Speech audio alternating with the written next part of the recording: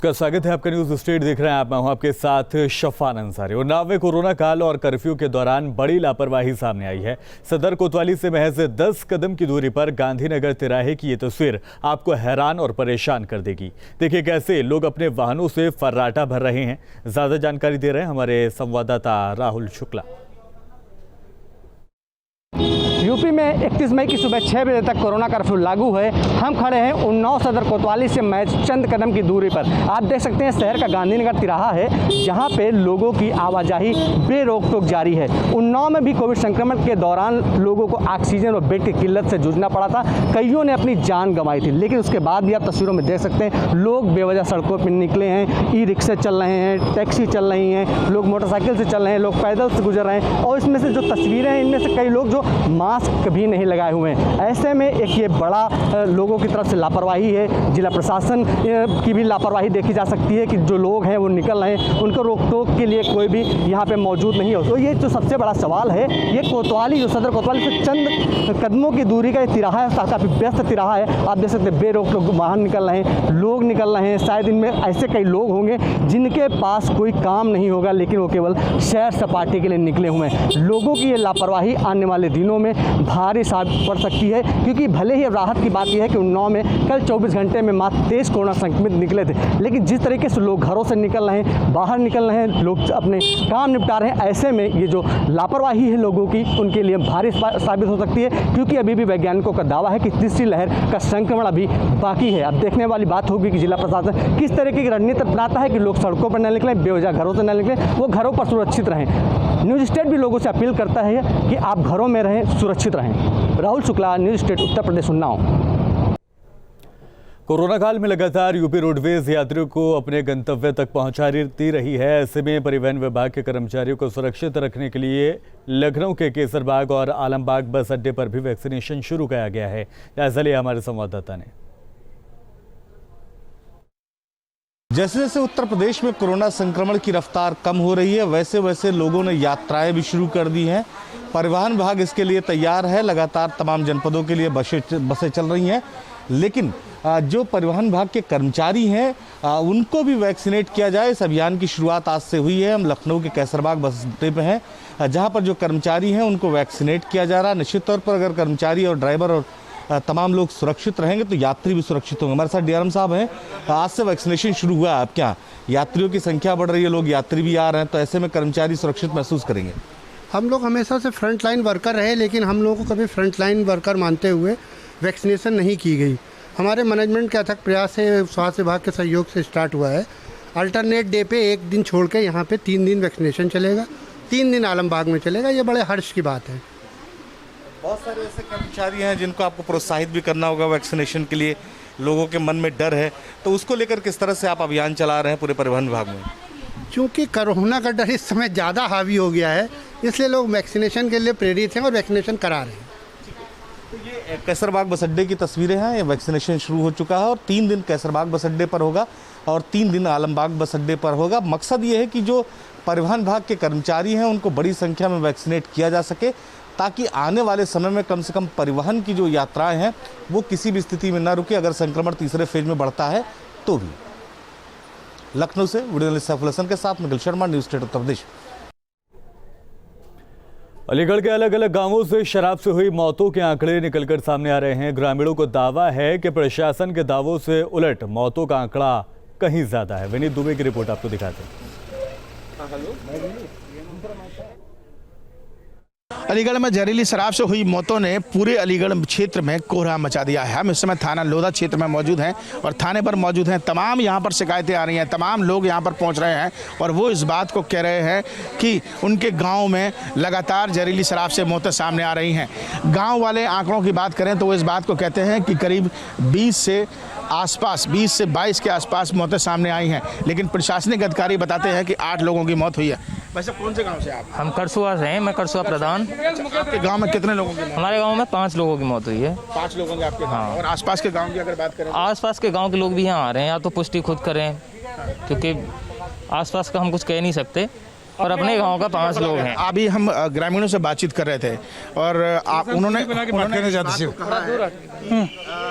8 लोगों की पुष्टि प्रशासनिक अधिकारी कर रहे हैं। नहीं, ये सही है, 8 लोगों की पुष्टि कर रहे हैं। अभी मेरी एडीएम प्रशासन एसीएम से बैठे हुए हैं एसपी सिटी, 8 लोगों की मृत बता रहे हैं वो, और 8 लोग, मैं भी खुद स्वयं थे, क्या 8 लोग हॉस्पिटल में एडमिट हैं।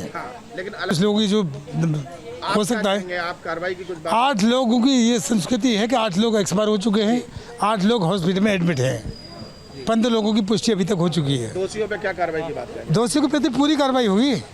हमारी सरकार इस तरीके से कोई बिल्कुल नहीं छोड़ेगी उनको लावारिस। राजखा की कार्रवाई की, देशद्रोह की कार्रवाई होगी। जो विराट को उल्टे सीधे काम करें, उनको बख्शा नहीं जाए किसी को भी। नहीं, मेरे गांव में तो 1 किलो मेरे भाई खत्म हुए हैं, लेकिन पास में गांव राट है, वहाँ पे हुई 1 मौत, शायद 2 हुई हैं, 2 मौतें हुई हैं। और जैसे ही मालूम पड़ रही है, करीब 15-20 के समथिंग आ रही है समझ में। क्योंकि ऐसा हुआ है, मैं बताऊं कि कोरोना के चक्कर में किसी ने मतलब सूचना नहीं दी एक दूसरे को। जैसे हम खुद डर रहे थे कि मैंने कि शायद कोरोना ना हो, तो इस चक्कर में हमने किसी प्रशासन को सूचना नहीं दी। ये कब पता चला कि ब्लू हो गई है, नीली हो गई? हाँ जी, नहीं, बॉडी बिल्कुल ब्लू हो गई है, जैसे जहर खाने से होती है, सेम सिचुएशन वही है। आप तस्वीरें देख सकते हैं और ये ग्रामीण है जिनकी बातें हम आपको बता रहे हैं। ये बयान इस बात को दे रहे हैं कि करीब अगर टोटल आसपास के 1.5-2 किलोमीटर की बात की जाए तो 3 से 4 गांव हैं जहां करीब 15 से 20 लोगों की मौतें हुई हैं और करीब 1 दर्जन के आसपास ऐसे लोग हैं जो अस्पताल में जिंदगी और मौत से जूझ रहे हैं। सिम्टम्स सभी के एक जैसे हैं, नीला पड़ जाना, आंखों की रोशनी चले जाना, ऐसे तमाम सिम्टम्स सामने आ रहे हैं और ये सिर्फ जहरीली शराब के सिम्टम्स होते हैं। इस पूरे मामले में अब सीएम ने संज्ञान लिया है, दोषियों पर कार्रवाई की बात की है और इस बात को कहा गया है कि सभी पर रासुका लगाई जाएगी, कड़ी से कड़ी कार्रवाई की जाएगी।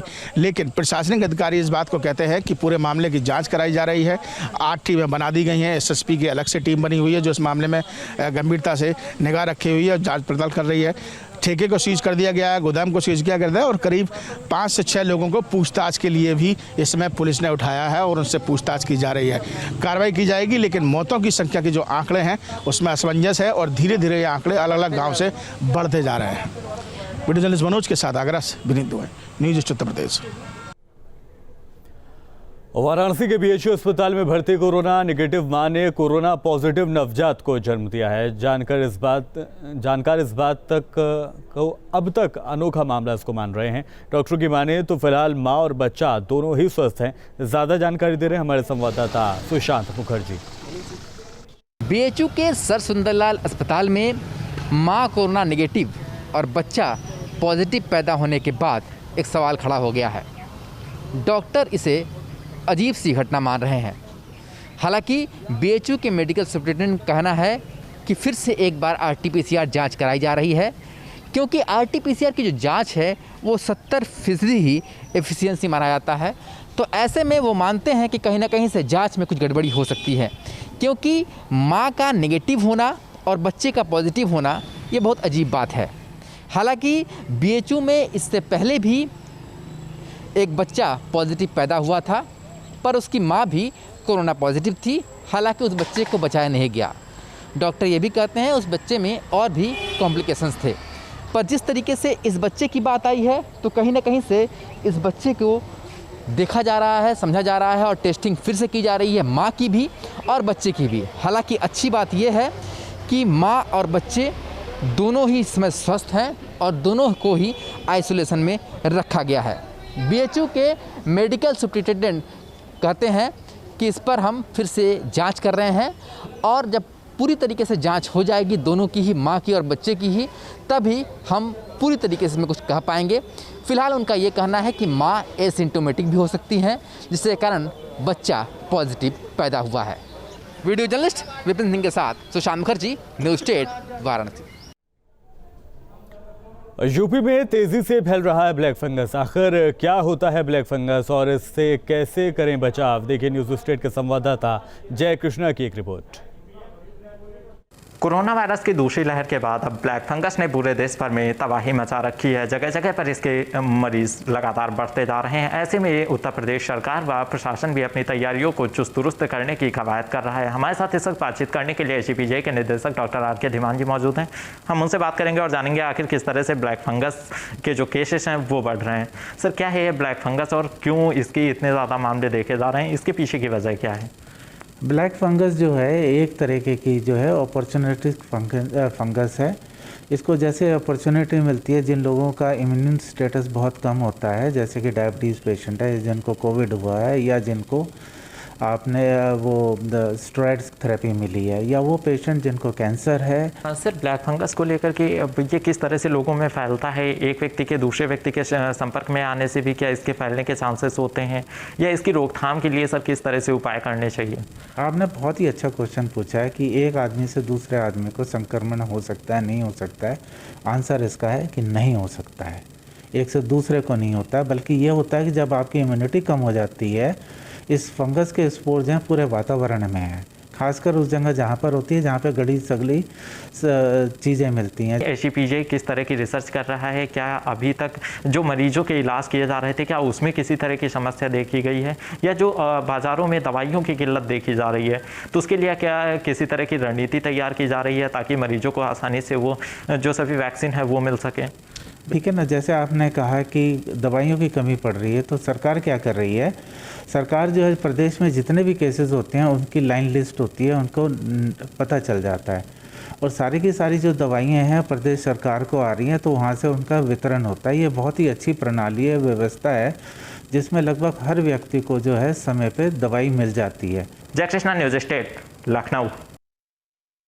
लखनऊ धीरे धीरे ब्लैक फंगस का हॉटस्पॉट बनता जा रहा है। ब्लैक फंगस के 800 से ज़्यादा मामले सामने आए हैं। मरीजों की बढ़ती संख्या को देखते हुए लखनऊ के सिविल अस्पताल में ईएनटी और आई स्पेशलिस्ट की ओपीडी शुरू हो गई है। ज़्यादा जानकारी दे रहे हैं न्यूज़ स्टेट के संवाददाता निखिल शर्मा। प्रदेश में लगातार ब्लैक फंगस के मामले बढ़ रहे हैं और इसको लेकर स्वास्थ्य विभाग अलर्ट हो गया है। लखनऊ के सिविल हॉस्पिटल में अभी सारी ओपीडी बंद है, लेकिन आई और ईएनटी की ओपीडी खोल दी गई है। यहाँ पर डॉक्टर बैठ रहे हैं, बाकायदे ईएनटी के अगर कोई मरीज आ रहा है तो उसको ट्रीटमेंट किया जा रहा है। इस बात का ध्यान रखा जा रहा है कहीं वो ब्लैक फंगस का मरीज तो नहीं। और प्रतिदिन की अगर हम बात करें तो दोनों ही ओपीडी में लगातार मरीज आ रहे हैं। जिस तरह से उत्तर प्रदेश में ब्लैक फंगस के केस बढ़े हैं, इसको लेकर स्वास्थ्य विभाग अलर्ट दिख रहा है। और कितने मरीज आ रहे हैं रोज, क्या ब्लैक फंगस की कोई जानकारी नहीं मिली है, कोई पेशेंट मिला या नहीं मिला, ये तमाम जानकारी हम यहाँ के चिकित्सक से लेंगे। मैम, ब्लैक फंगस एक बहुत बड़ी समस्या है उत्तर प्रदेश में इस दौरान, जैसे जैसे मरीज बढ़ रहे हैं, तो इसको देखते हुए आपकी ईएनटी और आई की ओपीडी खोली गई है, तो आपके यहाँ रोजाना कितने मरीज आ रहे हैं और क्या कोई ब्लैक फंगस का मरीज मिला अभी तक?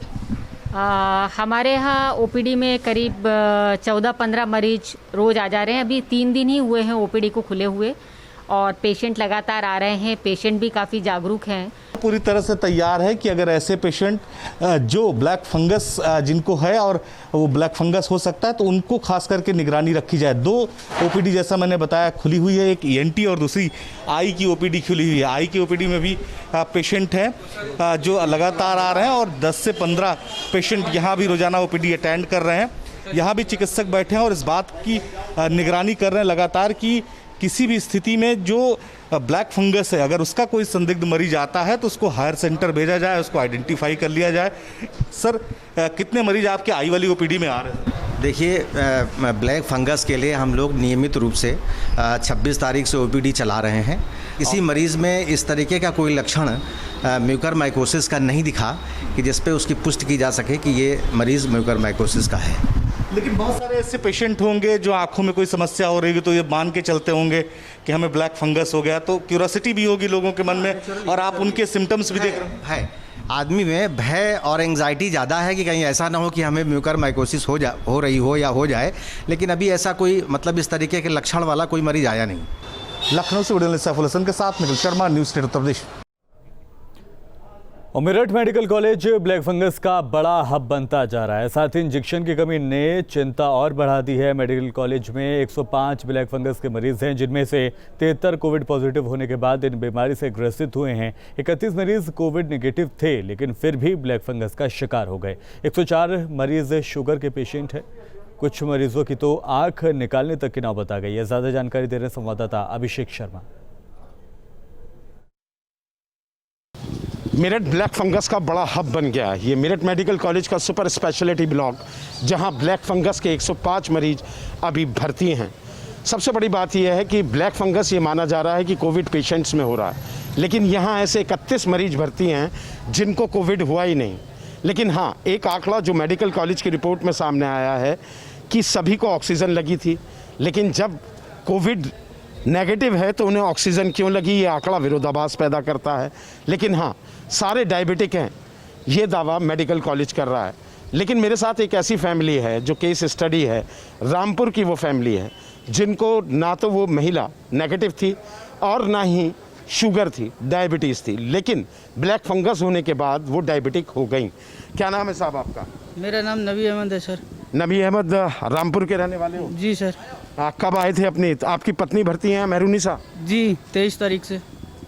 ब्लैक फंगस हुआ? ब्लैक फंगस हुआ। अच्छा, क्या आँख चली गई उनकी? आँख चली गई। क्या उन्हें शुगर थी? शुगर ब्लैक फंगस होने पे बढ़ी है, उससे पहले नहीं थी। क्या उन्हें पॉजिटिव हुई थी, कोरोना पॉजिटिव? नहीं नहीं, नेगेटिव आई थी। नेगेटिव आई। शुगर कभी नहीं थी? शुगर पहले नहीं थी। पहले नहीं थी, ब्लैक फंगस होने के बाद? जी सर। तो आपने वहाँ रामपुर में कहाँ दिखाया? रामपुर सरकारी हॉस्पिटल में दिखाया सर। वहाँ से यहाँ रेफर कर? वहाँ से यहाँ रेफर कर दिया। अब यहाँ क्या स्थिति है? यहाँ स्थिति यह है कि सर 3 दिन जनरल में रखा, उसके बाद एसी में रख दिया। लेकिन स्थिति यह है कि दवाई, डॉक्टरों से बात करो कि हमारे पास दवाई नहीं है, सरकार दवाई भेजेगी तब लगाएंगे, कोई देखभाल नहीं है मरीज की। और मतलब अंदर से मांस गलता चला जा रहा है। ऑपरेशन हो तो अगर वो आँख निकल जाए तब मरीज सही हो पाएगा, नहीं तो मुश्किल है। मुश्किल है, ये हालत है। ब्लैक फंगस जिस तेज़ी से यहाँ फैल रहा है, दावा किया जा रहा है कि दवा है, लेकिन दवा मरीज तक पहुँच नहीं रही, इंजेक्शंस आ नहीं रहे हैं। और ये माना जा रहा है कि 1 जून के बाद ये इंजेक्शंस यहाँ आएंगे। 3 तरीके की दवा ब्लैक फंगस में दी जा रही है, टैबलेट, सिरप और इंजेक्शंस। सबसे ज़्यादा ज़रूरत वज़न के हिसाब से मरीज को, अगर मेहरुनिसा का वज़न 50 किलो है तो उन्हें 5 इंजेक्शन की ज़रूरत पड़ेगी। अगर 60 किलो है तो 6 इंजेक्शन की, 70 किलो है तो 7 इंजेक्शंस की ज़रूरत पड़ेगी। ऐसे में 105 मरीजों को कितने इंजेक्शन तुरंत चाहिए, ये अपने आप में बड़ा सवाल है। कोविड के आंकड़े ज़रूर कम हो रहे हैं, लेकिन ब्लैक फंगस एक चुनौती बनकर सामने आ रहा है। उसमें भी अगर दवा नहीं होगी तो ये ब्लैक फंगस जानलेवा हो जाएगा। हालांकि अभी 6 मौतों का दावा मेडिकल कॉलेज प्रशासन ने किया है। वीडियो जर्नलिस्ट नवीन पाल के साथ अभिषेक शर्मा, मेरठ, न्यूज़ स्टेट, उत्तर प्रदेश। और तमाम रिपोर्ट्स अभी दिखाना बाकी है, रुक रहे हैं एक ब्रेक के लिए।